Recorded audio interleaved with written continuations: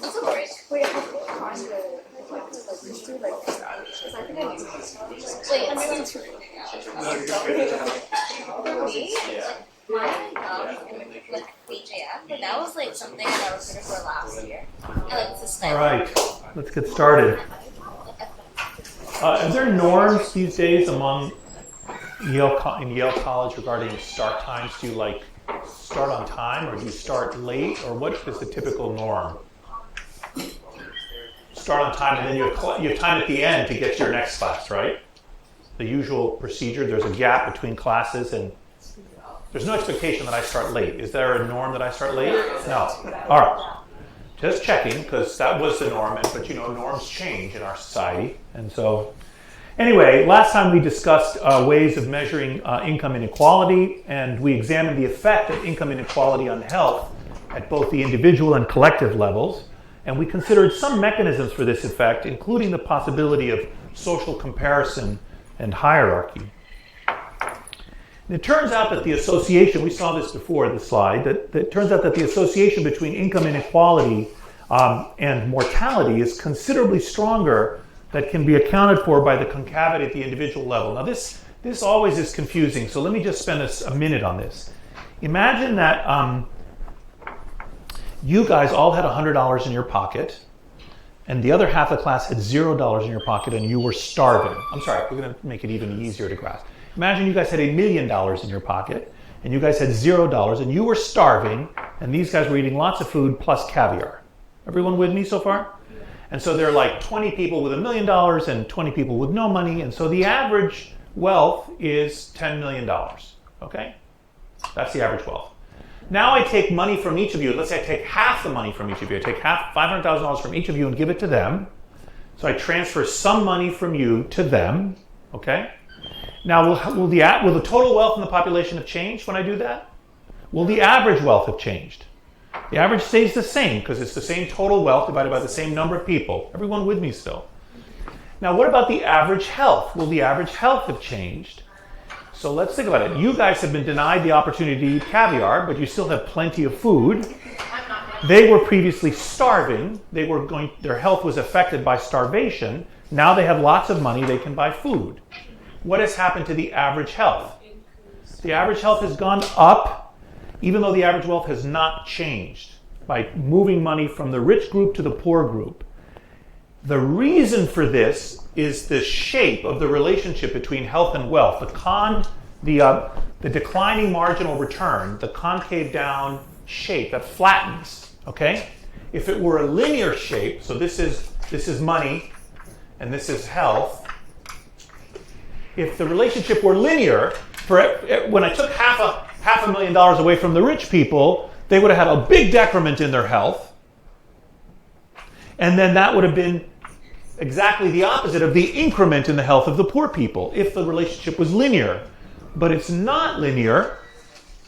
So when I take the money from the rich, their health goes down just a tiny bit. And when I give that money to the poor, their health goes up a lot. Do you understand? And that is this definition, the individual income explanation for the relationship between income inequality and individual health. All right, that is, you reduce inequality by transferring money from the rich to the poor, you improve health, and that's simply because of this relationship, okay? But what we saw is that was not enough. In the last slide from the last lecture, I didn't explain to you why it wasn't enough, but I showed you an analysis that showed you that was not enough to explain the relationship. It explained a little bit of it, but not all of it. So something more is going on, such as those things at the top, the neo-material environment explanation and the psychosocial environment explanation. And as we introduced the last time, relative deprivation, the sense that others have more than you do, might produce adverse effects inside people's bodies and not just outside people's bodies. So for example, the fact that there's first class in an airplane and you're in economy, you're relatively deprived in two ways. First of all, you don't get as good food and air and everything else that the people in first class get. Okay, that's an effect,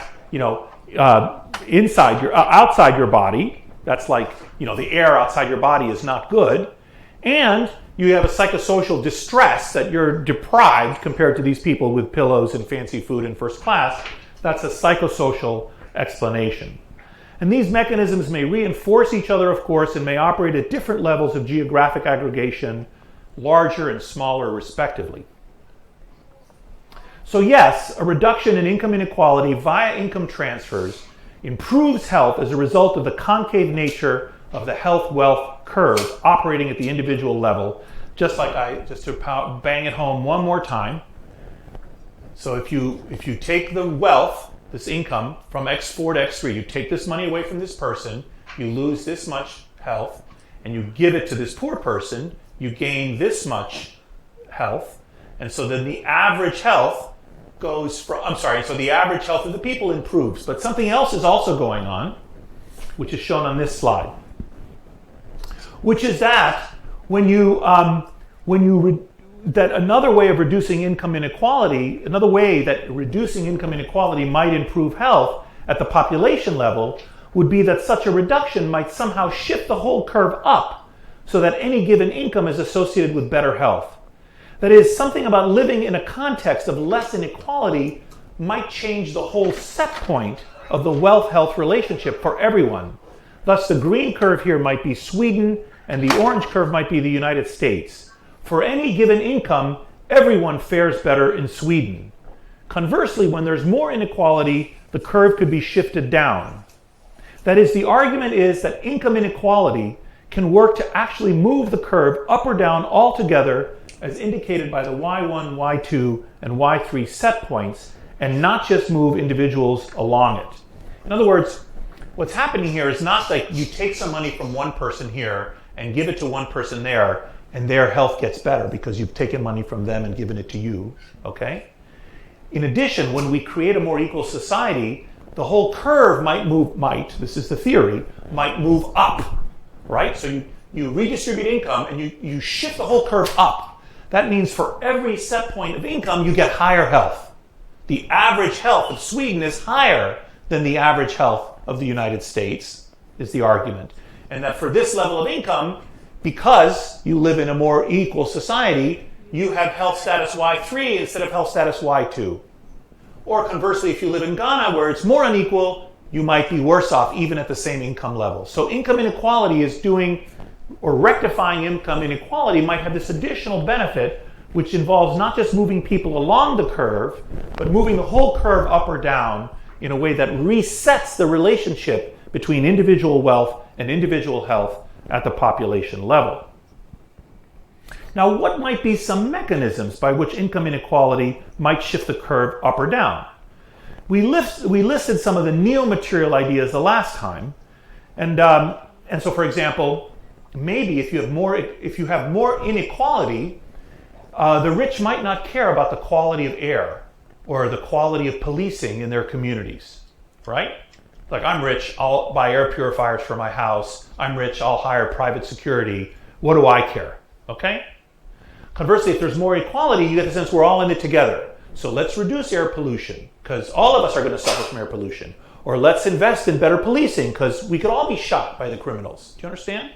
So the argument is that in a more equal society, there's a more kind of let's band together and deal with the collective environment around us. Whereas in an unequal society, people might say, well, each of us will just buy on the market our own public services, and the rich will be fine, but the poor would not. So we discussed some of those neo-material ideas the last time, and I'd like to discuss some psychosocial ones today. Because hierarchy and inequality, especially if long-standing and cumulative, can affect individuals' health. Indeed, the point is that hierarchy has always mattered because it did when we evolved in the first place. So if you are harboring any ideas that it's possible to have an equal society, give it up, okay? We are an animal. We are born unequal. I mean, we're all morally equal, but some of us are born like super fast and super smart and super strong and super musical and super moral and so on, and some of us have none of those traits, okay? There's a natural lottery that has to do with our animalness that creates variation in our species, okay? So, and we evolved in a situation in which we are a hierarchical social animal, and therefore our bodies have a number of adaptations to the intrinsic existence of such hierarchy. Now, part of the reason that a minimum amount, just make sure I didn't, and part of the reason that a minimum amount of income is not enough to efface hierarchy and its effects on health is that people have needs beyond basic necessities, beyond being nearly above the poverty line. And it turns out that these needs should ideally be met if people are to be healthy physically and mentally. And these needs can be arranged in an old idea in what's known as Maslow's hierarchy of needs. Some of you heard about this in high school, maybe. Raise your hands if you've ever heard about Maslow. Oh, good. Lots of you have heard about it. Who heard about this in high school? Who heard about it in college? Oh, so this is a high school idea, not a college idea. Well, good. That's interesting. Look, all of you heard this in high school. It's amazing. Okay. So this is Maslow's famous hierarchy of needs. And these needs are important because they help shed light on why the health-SES relationship is not a step function. So the idea is that we have some basic needs, the physiologic needs for breathing, food, water, sex, sleep, homeostasis, that means regulating our bodies for equilibrium and excretion. Then we have some needs for safety needs, security of body, employment, resources, morality, and so on. Love and belonging, we all want to feel friendship, family, and sexual intimacy. Then esteem, self-esteem, confidence, achievement, respect for others. And finally, what he calls self-actualization, which is this notion of becoming a complete person, becoming the real you, a wise person. If you can, probably none of you are yet wise, but maybe one day you will become wise, right? That involves a lot of life experience, a lot of reflection, a lot of discipline and effort, a lot of cultivating kindness. If I had time, I'm tempted to digress. I'm going to tell you the story in a minute. So morality, creativity, spontaneity, problem solving, and so on. So at risk of running out of time at the end, I'm going to tell you a story. When I was in medical school, the story will take too long. Ask me at the end. If there's time left at the end, I'll tell you the story, okay? All right. So consider this basic fact. When you travel along the distance, if you go into Washington, D.C. and take a subway, the subway in D.C., which is underground subway, if you take that subway and travel just 12 miles from downtown D.C. Or from Montgomery County, a suburb of Washington, D.C., into downtown D.C., the life expectancy of the local population segment rises about 1.5 years for each mile traveled. Poor black men at one end of the journey have a life expectancy of 57 years, and rich white men at the other end have a life expectancy of 76.7 years. So just moving 12 miles underground from one spot to another is associated with this tremendous variation above you. Every mile you move, people's life expectancy, if you're moving outbound, is rising, or coming inbound is dropping rapidly. And this difference cannot be explained by our societies not meeting people's physical needs at the bottom of the pyramid. Almost everyone in our society has these needs met. Okay, we are not, really, you probably have never been, but I have been, to places that are, people are dying of famine, okay? So we're not that kind of country. Almost everyone has their needs at the bottom of this pyramid met. So that's not what's explaining this difference in life expectancy as you move these 12 miles. Something else is going on, and the reason is that man does not live by bread alone. There are more needs, it turns out, than those that can be acquired by having enough income to avoid poverty. And in particular, people have needs for autonomy, psychological integrity, and integration into society. And these are key, as we shall see. Hence, there is a social gradient in health, even when we move beyond meeting the lowest needs of people, even after we correct the problem of lack of food and water. And it may have something to do with whether these other needs are met. This effect of inequality on health may have to do with whether we're meeting the needs at the top rather than the needs at the bottom.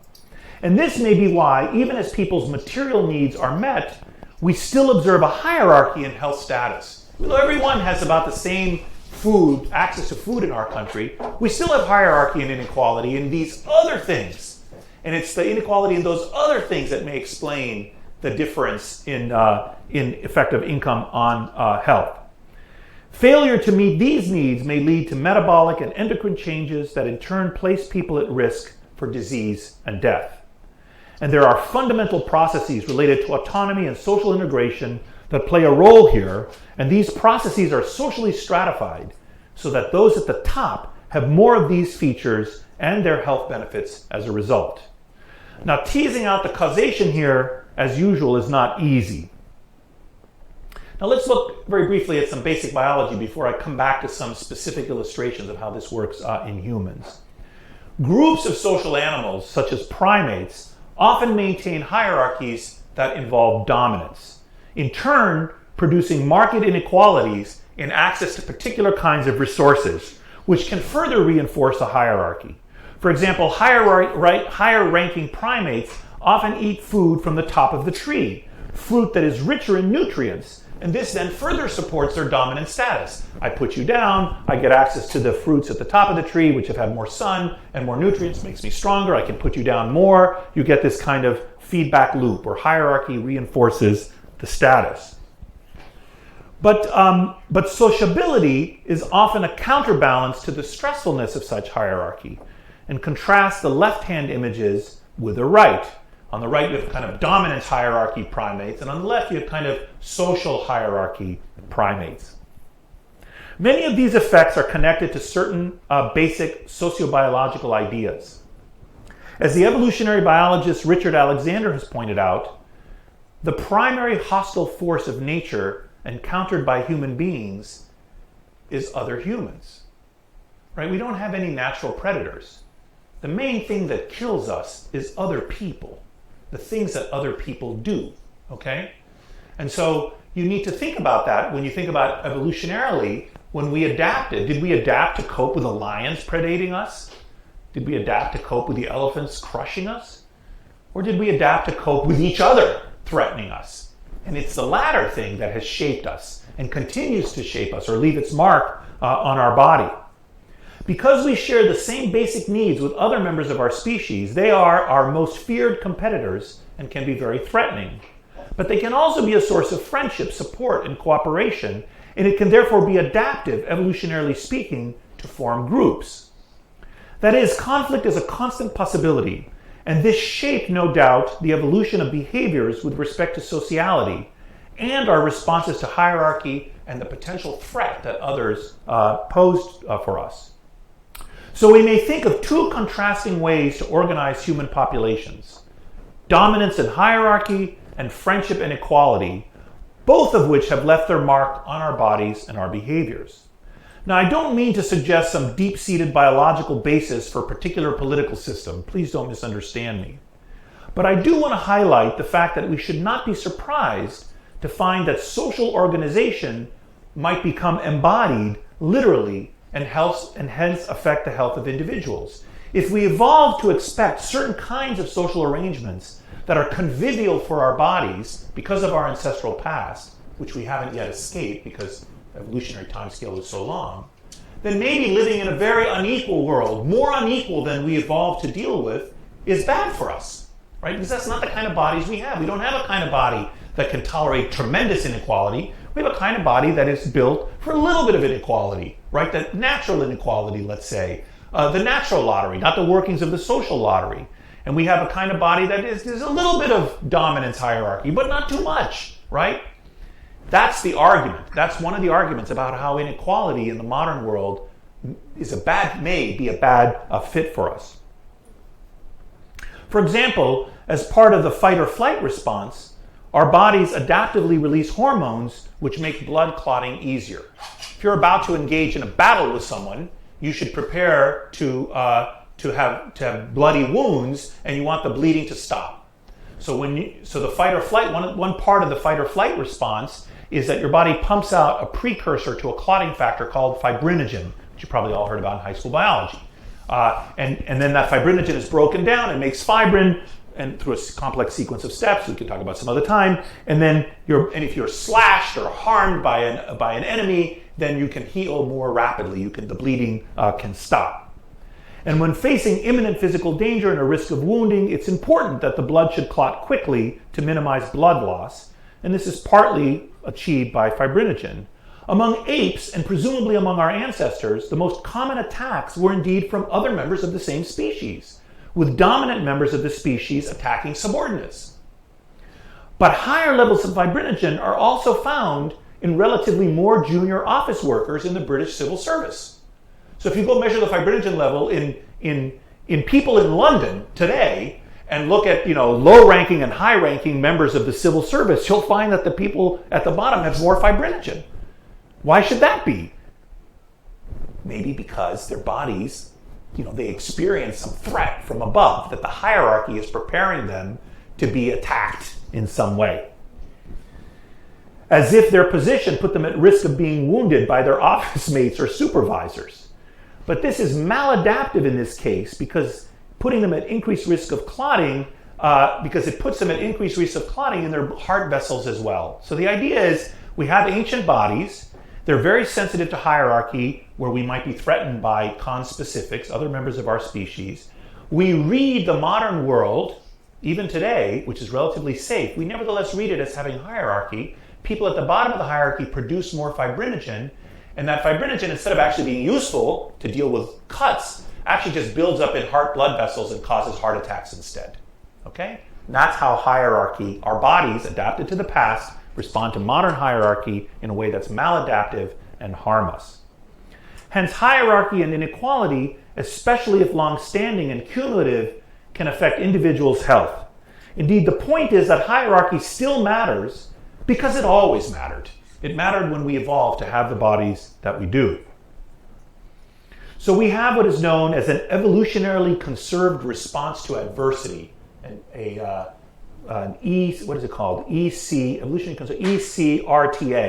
an evolutionarily conserved response to adversity. And it's a response that is adaptive in response to physical threats, given that such threats were historically associated with increased risk of wounding and bacterial infection.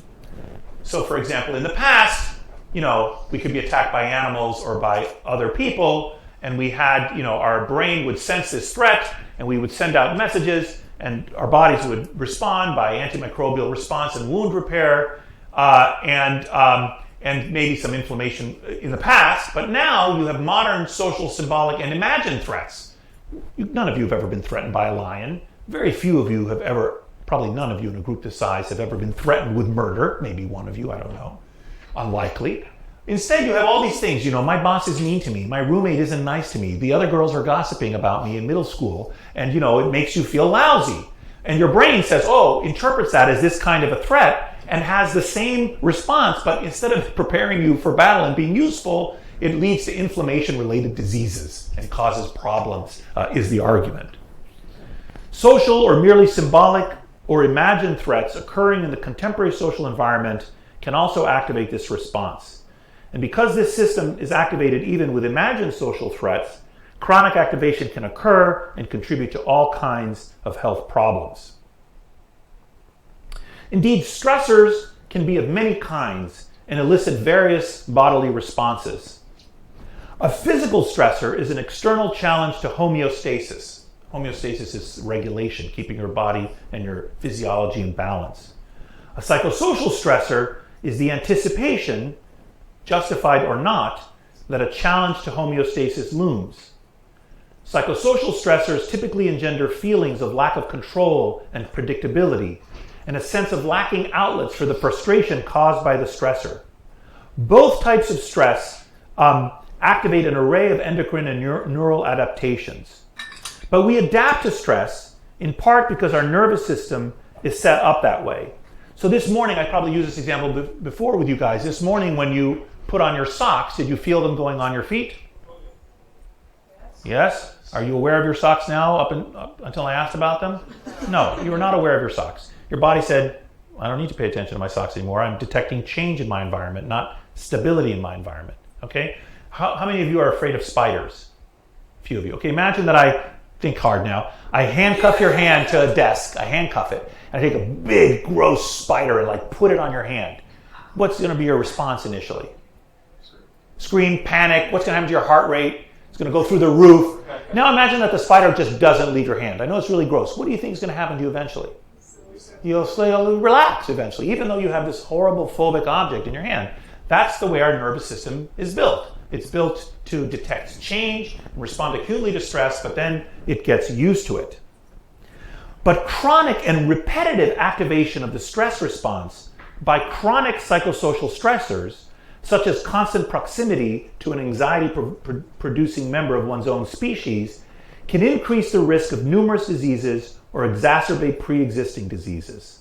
In other words, low rank can be stressful because you're repeatedly subjected to the spider in the hand phenomenon.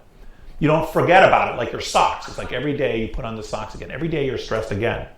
Moreover, as Angus Deaton, a Princeton economist, put it, the degree to which low rank is harmful to an individual is likely dependent on the number of people of higher rank, because each such person is in a position to deliver the threats, insults, and forced obeisance or ultimate violence that generates stress.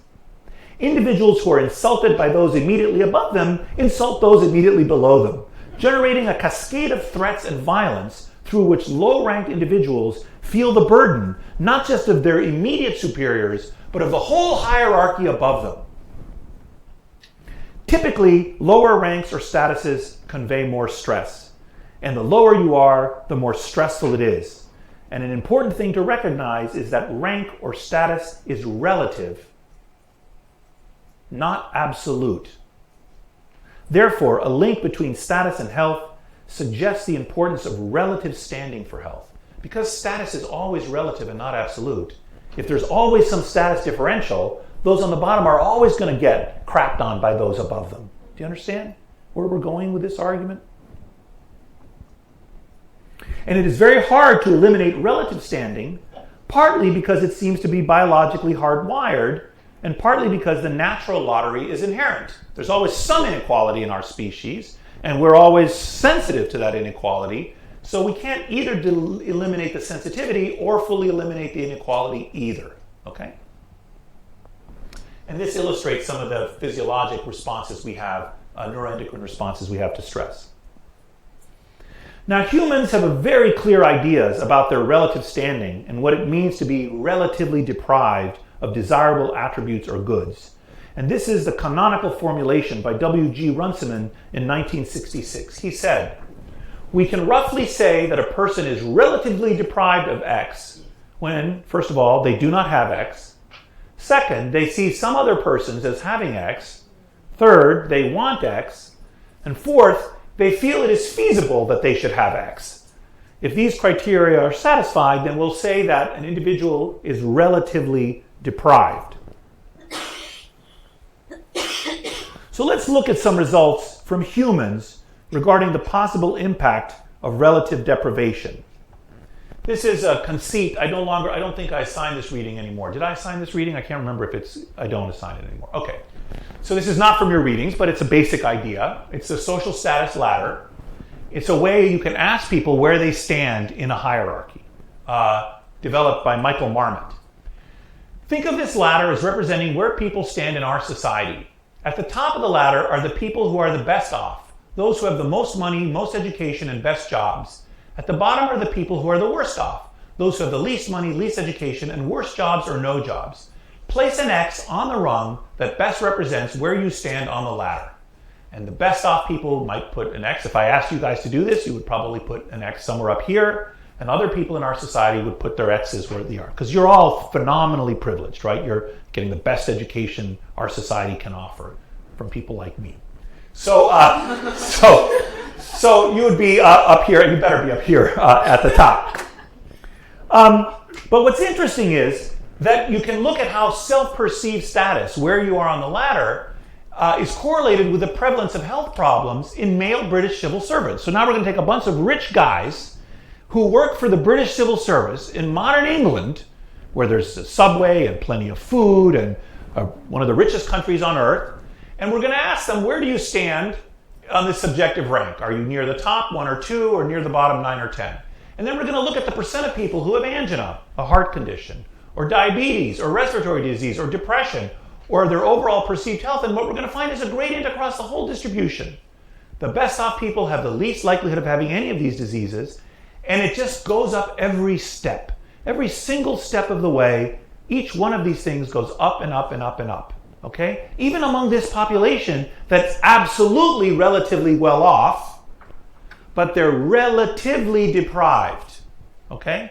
They feel the hierarchy, even though by any rights and purposes, these people, all of them, should be fine. They've satisfied all of the needs at the bottom of Maslow's hierarchy, but maybe they're lacking in some of the needs at the top, and this is contributing to their having these health problems. So these results show several things: that subjective social standing is important, that there are continuous gradients in numerous health measures by this kind of social standing. So it's not a step function. Every single step up makes you worse and worse. And third, that this is even observed among male British civil servants who face no material stressors in terms of food or shelter or medicine. They have the National Health Service and so on. But these results don't clarify the causal order.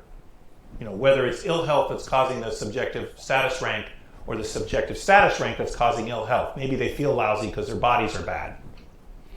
But there are powerful indicators that the relationship is not a step function at a minimum.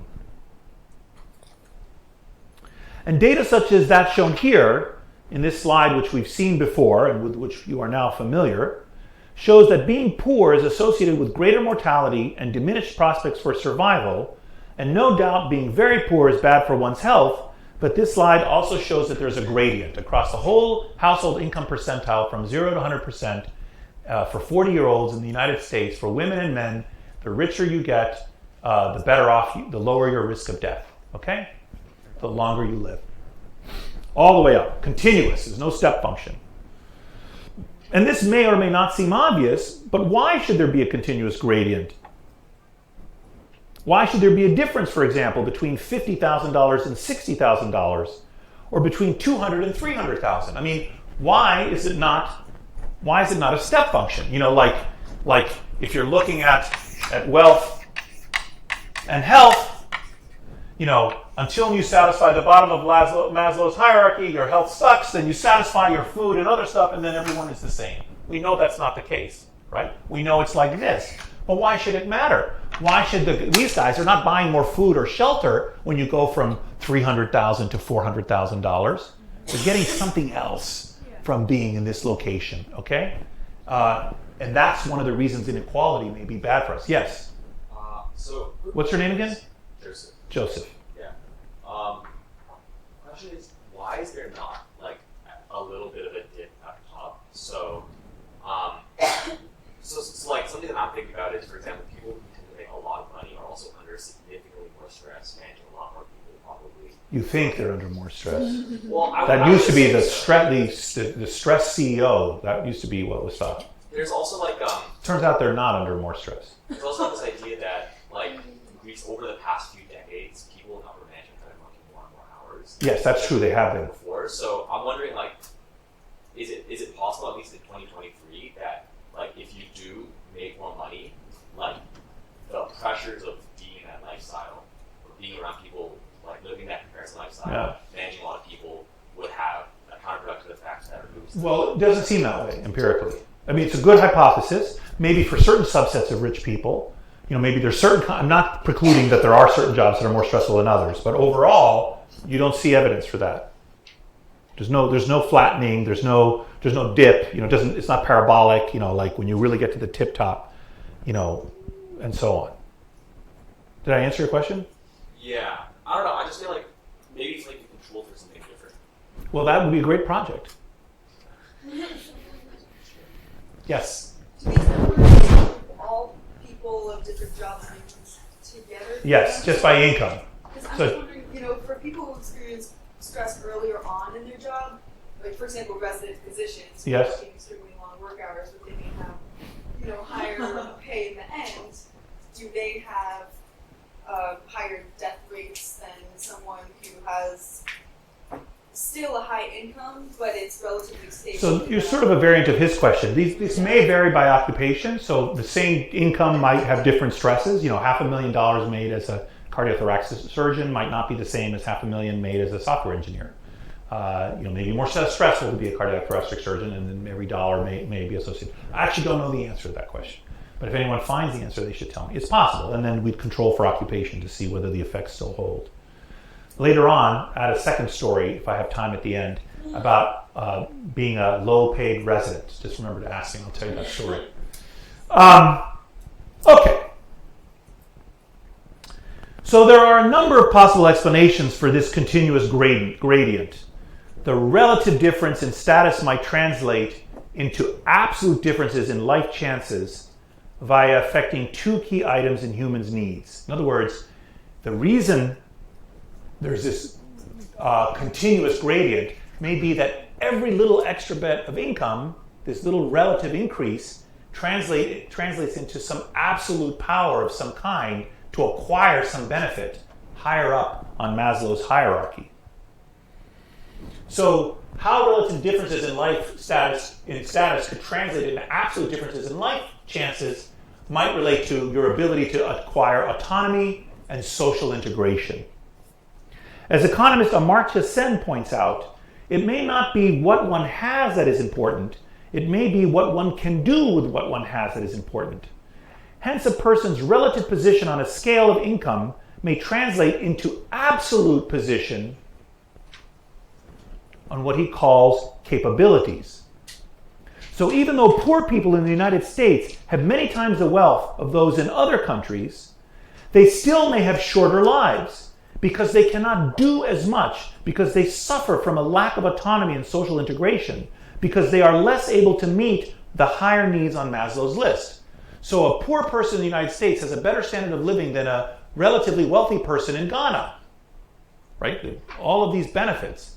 But it still sucks to be poor because you can't translate your wealth in the United States to advantages on these, whereas in Ghana you might be able to translate the otherwise similar person. Wait, can you repeat that? So the idea is that people at the top can buy stuff like autonomy and social integration in our country, but people at the bottom can't buy this stuff. Even though the person at the bottom in our country is absolutely as well off as someone in a poor country, okay? That person in a poor country is relatively rich. Yeah. Same wealth. You're poor here, have the same money as a rich person there. You can't buy this stuff, but the person that has your wealth in a poor country, they can buy this stuff at the top. So it's the translation of your relative standing into absolute capabilities that may help explain this relationship.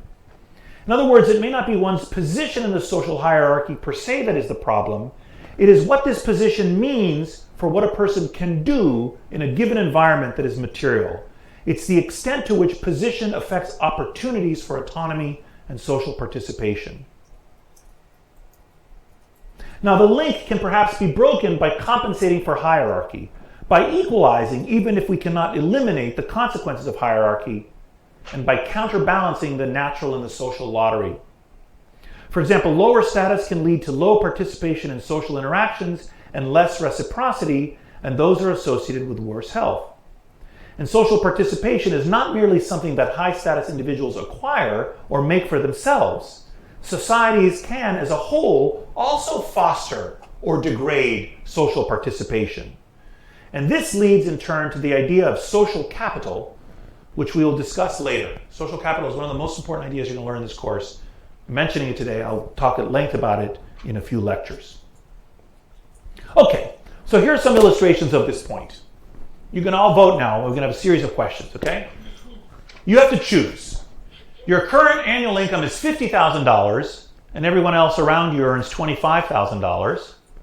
Or your current annual income is $100,000, but everyone else earns $250,000, okay? Everyone else around you.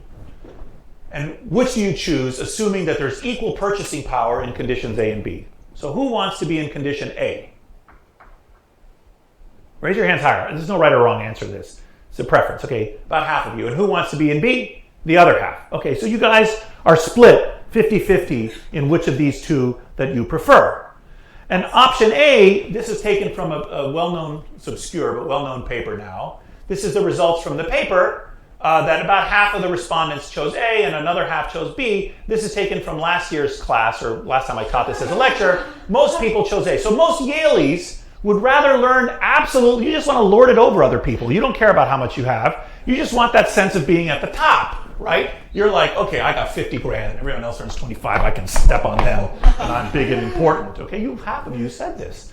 And the other half of you said, no, I just want that extra 50K where I can buy more stuff, even though everyone else is going to have even more. I'll tolerate that sense of inequity.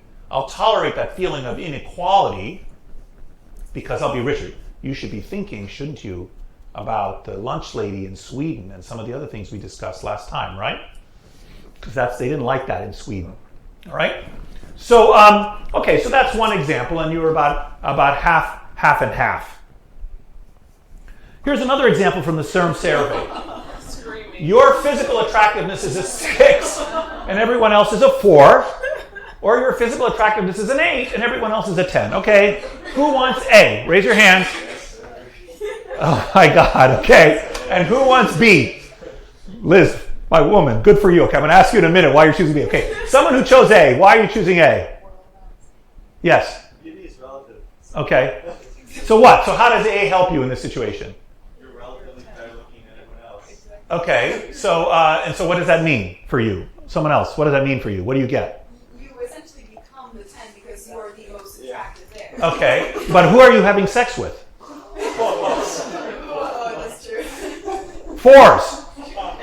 That's who you're having sex with, okay? Liz, why did you pick this one? I like surrounding myself with beautiful. There you go.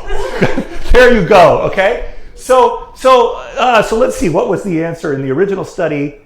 Most people picked A, a few people like Liz picked this, and that was the same. This class distribution was very different this year than last year. A few years ago, a student said to me, I'd rather get the last pick of the 8s than the first pick of the 4s, is what this person said. Another Yale student years ago. I thought that was very pithy. All right. Now here's a question. Who would like to be the top student at the nearest community college to where you grew up, or be an average student at Yale? Okay, who wants to be A? Not a one of you. And who wants to be B?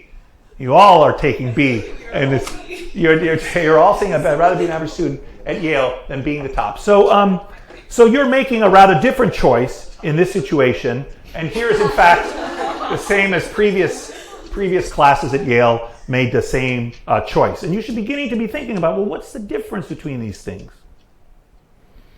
Okay, here we go. You can have 4 weeks of annual vacation, and everyone else has 5 weeks.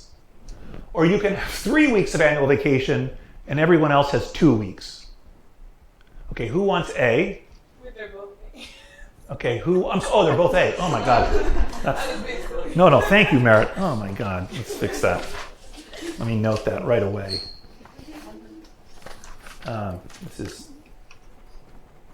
Okay, so who wants A and who wants B?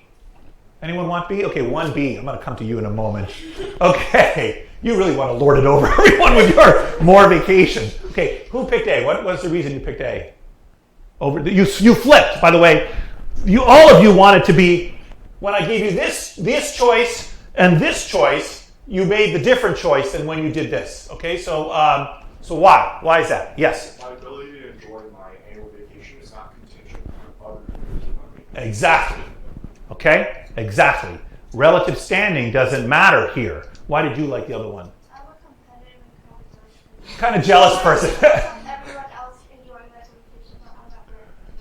All right. So she has a different internal psychology, and she's making a choice compatible with her. She would organize society in a certain way. That's fine. And in fact, that is the more common choice. People recognize this. And the reason there's a difference between this and the others is that vacation is not a competitive good.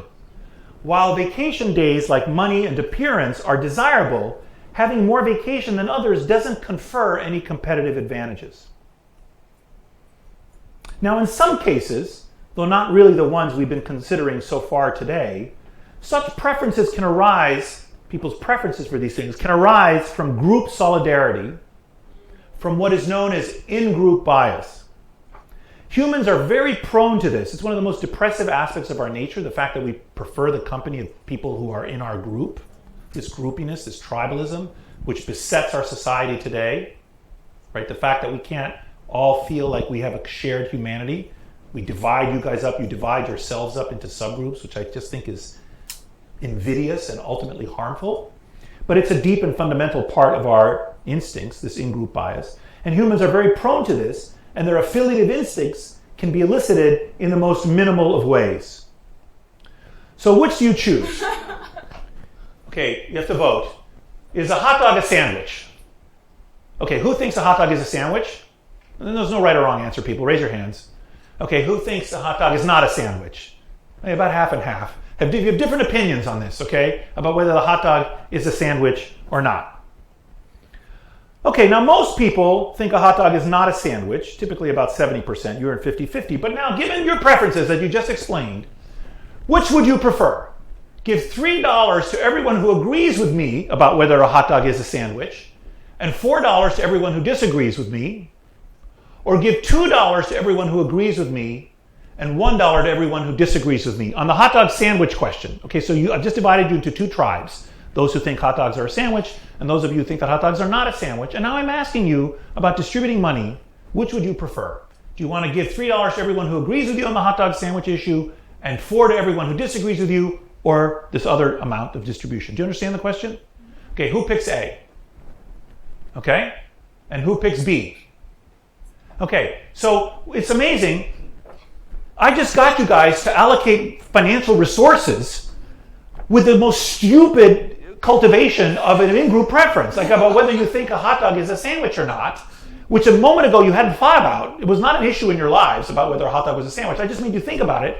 And as soon as I made you think about it, you're like, damn those hot dog sandwich people, less money for them, okay? We're not going to give them as many resources. We're going to screw ourselves just to screw them more. Half of you made that decision with the most trivial of stimuli, right? Just cultivating in your mind a kind of irritation that there are people out there who disagree with me on whether a hot dog is a sandwich. Once the groups, and this is called the minimal group paradigm, where you can make, and there are some very famous experiments have been done at Yale by Paul Bloom and others, where you take toddlers and randomly assign them to t-shirts of different colors, and then ask them to divide toys. And they understand that they didn't do anything to deserve a yellow or a green t-shirt. But as soon as you give them their color t-shirt, they're like, oh, those babies with the green t-shirts are bad babies. They should not get any toys. They should be punished. Just by giving them a t-shirt of a different color, okay? And once the groups in this minimal group paradigm are formed, people really favor their own groups to their own detriment over this trivial difference.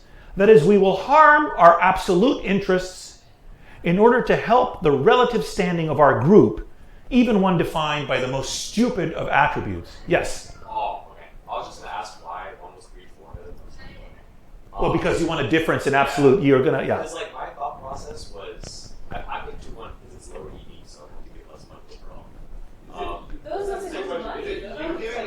No. That's a sign. I will give the money. When I read that, like that way, I was like, oh, you have to surrender the money. It's lower ED. All right. Let me adjust my notes. You stinkers. So be clear. Nicholas will give the money.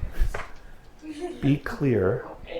NAC gives the money. The money is going to rain from heaven according to this distribution. You understand? So I'm asking about how you would relatively assign. And by the way, this happens when Republicans and Democrats switch control of Congress, right? They're like, oh, well, we're going to stick it to the red states. We're going to stick it to the blue states, even though we're all Americans, right? We should have a tax policy that makes sense for the greatest wealth production and most rational policy in our country. But we're like, oh no, we're in power now. Let's stick it to the other guys. All right. So now let's go back to the ladder. Which would you pick, A or B? Which is better? You're in a ladder of status, a status ladder. Do you want to be at the top of... Merritt, I'm worried about you now because, I want to put you down here at B if you're not careful. Okay, so who would want A and who would want B? This is not a trick question, guys. A, yes, it's better. It is better to be A at the top of the ladder, okay? Unless you're a masochist and you want to be at the bottom of the ladder, okay? Some kind of hierarchy. Okay, and would you pick A or D? D. Okay, you're going to pick D over A because you're at the bottom of this other ladder, but you're above this ladder. So you would rather be at the bottom of this ladder than at the top of this ladder. Some of you. Others of you would make a different choice. Would you rather pick A or E? So now you're going to trade off absolute and relative standing. Do you see where this is going? You say, okay, there's some benefit to being at the top, relatively, even though absolutely it's worse. So A is better than D, some of you think, because I'm at the top of this ladder, even though I'm at the bottom. But eventually, if I move it up a little bit to E, you're like, well, I'm not at the bottom over here. I'd rather be in the middle of this distribution than at the top of this other distribution. Do you understand? So you can trade off relative and absolute standing, and you would do that in your own mind's eye. And what would you pick here? A, D, or F? Do you want to be A? Do you want to be D? Or do you want to be F? Who wants to be A? Top of the bottom ladder. Okay? Who wants to be D? Bottom of the top ladder. And who wants to be F? Bottom of the more squished, more equal ladder. Yeah. So you're like, okay, so it doesn't just matter what my absolute standing is. It matters what the distribution of the income is in my society. Maybe I'm better off being an F when there's a squish distribution. These rungs are still the same number of rungs, but the distance between them is less. So the overall variance is different in this situation. And this is sort of Ghana, the United States, and Sweden. Okay? So poor people in the United States do worse than rich people in Ghana, even though poor people in the United States are better off absolutely than those in Ghana. Okay? And poor people in Sweden might do better than poor people, otherwise similar poor people in the United States, because the income inequality in Sweden is less than the income inequality in the United States.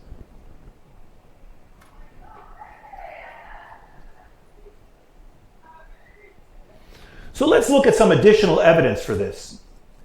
One hypothesis, flowing from the observation we made earlier about the biology of hierarchy and stress in primates, is that relative deprivation will matter to an individual's health. The idea is that it's not so much one's absolute deprivation, if any, that matters, but one's relative deprivation. So relative deprivation is low income or status relative to a reference group that might affect health. And relative deprivation, RD, is the difference between your own income, Y sub I, the individual's income, and the average reference group income, given that income is greater than Y sub I. So we compare, we get all of your incomes, which are going to range. We pick you, and we say, okay, only for those people who are richer than you, we're going to compare your income to the average income of those that are richer than you. That's your relative deprivation. That's how relatively deprived you are compared to those that are better off than you. Do you understand? RD is an upward-looking, individual-level measure that depends on the income of others. The richer the reference group, the higher the relative deprivation. RD describes an individual standing. It is different for each member of the group. Each of you have a different relative deprivation compared to everyone else in the class. Do you understand? You don't all have the same relative deprivation. Inequality is the same for the entire group. It describes the distribution of income. So relative deprivation and income inequality are not the same thing. One is an individual level measure, one is a collective measure. And here's the math for how one measures relative deprivation, and it's called the Yatsaki index. And dividing by n here ensures that the relative deprivation is invariant to the size of the reference group. Otherwise, if the reference group doubled in size, so would your relative deprivation, and we don't want that. So we say that for person I with income Y sub I, who is part of reference group with n people, you take my income and you take the first person J that's richer than me, and you subtract their income from my income. You with me? And you only do this, that means for all. The upside down A means, who remembers this from calculus in high school? The for all sign? Who thought they would never see it again? And here it is. For all Y sub J greater than Y sub I. So for every person richer than you in this group, we do this little subtraction calculation. We sum them, and we divide by the size of the reference group to get the average of how you compare to people in the reference, the average distance between you and the people richer than you. And here, n is the number of people in the whole sample, not just those. I'm sorry, it's in a group with n people, not just those richer than you. Scratch what I said. It's for the whole sample. N is the number of people in the whole sample, not just those above the index case. So Warren Buffett is not deprived by billions compared to Bill Gates, but by the difference in their wealth divided by the size of the American population. So if their wealth differed by 3 billion, and there are 300 million people in the United States, Warren is relatively deprived compared to Bill of just $10. Okay? And it's also, by the way, if some of you are wondering, it's also possible, and I forgot what this is called, to compute a downward looking, like how much richer are you than those people below you, right? You could just do the same calculation. How many people can you stomp on? Make you feel good, you know? And you could compute a downward looking. But the Hitzaki is an upward looking measure. And here are some examples giving the relative deprivation for people with different incomes and with reference groups chosen by where they live and how old they are.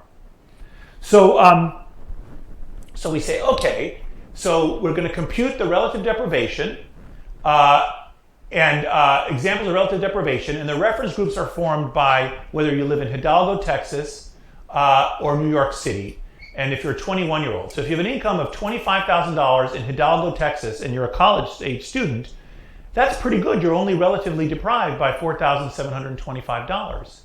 This is old data, right, from 2004. So these sums are now larger, these incomes. If you had a $25,000 income in New York City and you were 21 and 25, you had a bigger difference between your income and those above you. So you were more relatively deprived. Your relative deprivation in dollars was higher. Now, if you had $100,000 in Hidalgo, you had almost no relative deprivation compared to anyone else in Hidalgo. You were really top dog in Hidalgo. But you still have a lot of relative deprivation compared to your age mates in New York City, okay? And here's the numbers for older people. And the argument is that one's relative deprivation, one's standing in the hierarchy, is roughly the same if one earns $25,000 in Hidalgo or $100,000 in New York if you're 25. So this is why you guys pick, so if you want to have the same relative deprivation compared when you graduate from college, you have to make $100,000 in New York City to feel the same relative deprivation as making $25,000 in Hidalgo. Okay, you need a lot more money to move up in the relative standing in New York than you do in Hidalgo.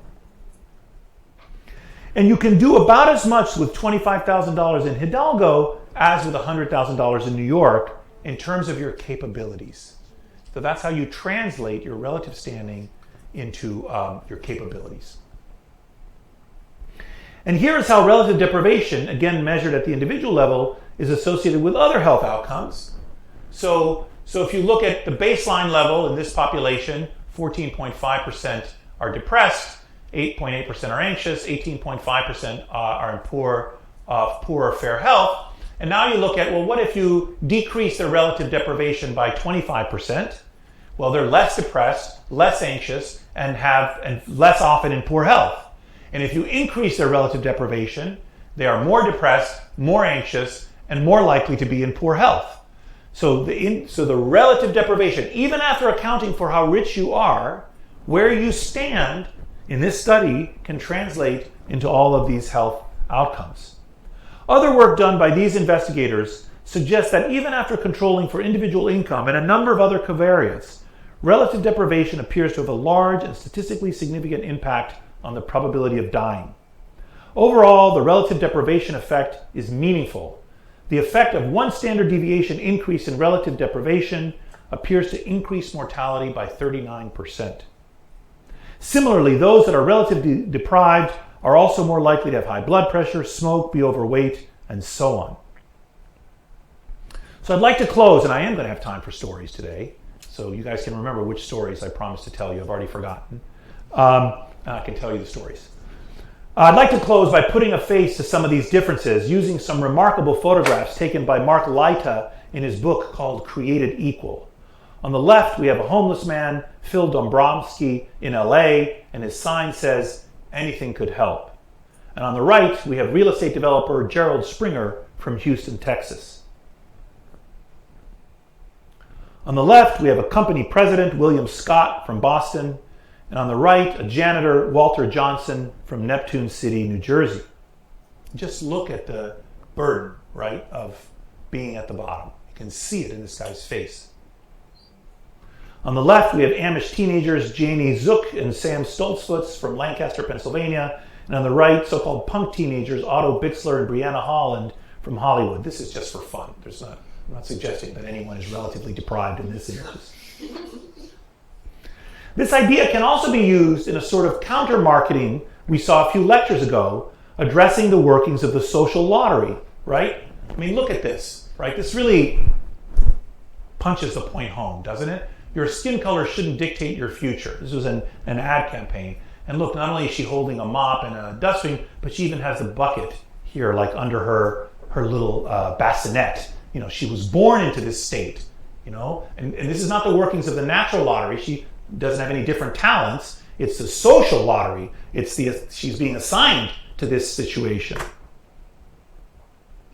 It's moving, troubling, and relevant to contemplate the workings of the natural and social lotteries that assign us absolute and relative rankings, and that are relevant to individual and population health. And all these observations which we've been making suggest a connection between health policy and economic policy, which we will revisit later. Poorer people die younger and are sicker than wealthy people, and such effects are seen with many measures of SES. If a primary determinant of health is money, is economic redistribution sound health policy? If health and wealth are both important elements of human welfare, what does it mean if those deficient in one are also deprived in terms of the other? And should we not seek to address the workings of both the social and natural lotteries, and how might we do so? And we're going to talk about some of those ideas going forward. Okay, weirdly, I'm done early today because I was talking fast. Now, what were the two stories that I said I could tell you? Being the lowest paid guy in medical school was one. And what was the other one? Residency. And what was the other one? There was some other story at the beginning. I don't think you specified. Oh, I said something. We were talking about something. It was about wisdom. Yeah. Oh yeah, Maslow's hierarchy. Well, actually be wise, but we're not now. No, that's not the story. Damn it. It was a good story. It's a really good story. This came up when we were talking about Maslow's hierarchy, and then you said that we're not wise now. Then you looked at like self-actualization, said in medical school, and then stopped. Self-actualization in medical school. Self-actualization in medical school. I should have given you a primer. I remember the other story, so I'll tell that story. This was a better story, though, and I don't remember. I remember thinking. The other story was when I was an intern. I was at the university. I finished medical. I was at Harvard Medical School. I finished in 1989, and I did my residency at the University of Pennsylvania at the very famous hospital, the University of Pennsylvania. It was called HUP then, and it had an affiliated relationship with a veterans hospital, very common for teaching hospitals. And so we spent part of our time at the VA hospital, and I loved caring for the vets. They were very garrulous, and you couldn't kill a vet was the story. I mean, they were tough guys, and they didn't mind that we were young doctors. It's okay, doc, just stick the needle in again, doc, it doesn't matter. They're like, okay, sorry, Mr. Jones, I don't know what I'm doing. I'm going to keep sticking you. But the problem was the VA hospital was a relatively resource-poor environment, and the nurses loved this because we, the interns, were the orderlies of that hospital. So whenever a patient needed to be taken from the ward down to the radiology department for their barium enema, the nurses would page us, and we would have to drop what we're doing and run upstairs and fetch Mr. Jones and wheel him down to the radiology department rather, so he got his x-ray, and then they would text us later on, and then we'd have to wheel him up. And it was very demeaning work. We had no control, right? Like we were beeped, and then you have to go run and do it. And we couldn't believe it. Here we were. I went to Harvard Medical School. You know, we're important doctors. We have important duties. I'm a house officer at HUP.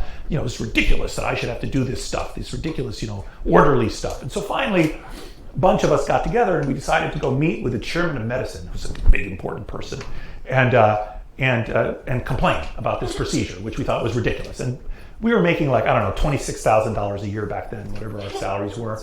And we were working 96 hours a week for 2 years in a row, day in, day out, all the time, just working. We had every third night, every fourth or every second night call. So I slept in the hospital every other night or every third night or every fourth night for 2 years of my life.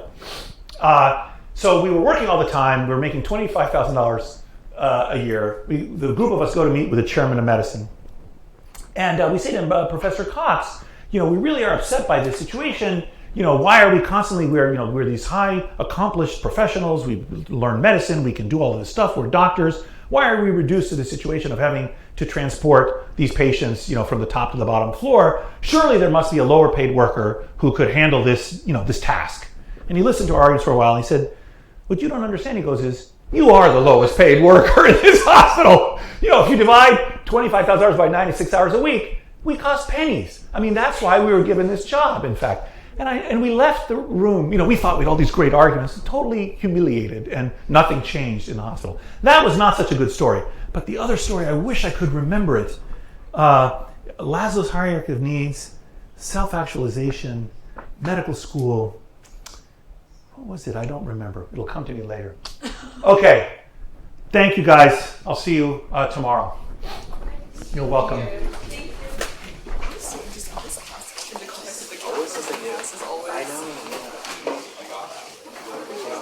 What came up in my mind, thinking about, remember when Hayek was like, inequality is really, really good because if the rich people are making progress, exactly, making some of the poor people. I was on the Zoom with this better labor law.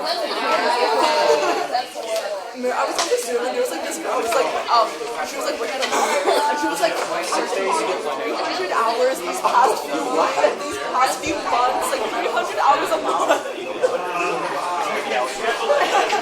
And then someone was like, how much do you sleep? And she was like, I actually think I do pretty good. I see my friends, I get 6 to 7 hours in bed. I'm like, clean. I already know that about last. Maybe I'm not. 96 hours? So you're taking days off your life. You're taking 96 hours off every year of your life in the next 15 years. And then to pay 20, that's what I'm saying, like you can't not pay rent, and it would make sense. I have to rent. Oh my god, good luck, you're gonna slay. Do you want us to get you food? No, I'm gonna probably go to like Ivy right now, just like to go. Okay. Good girl. That's tomorrow too. Okay, bye.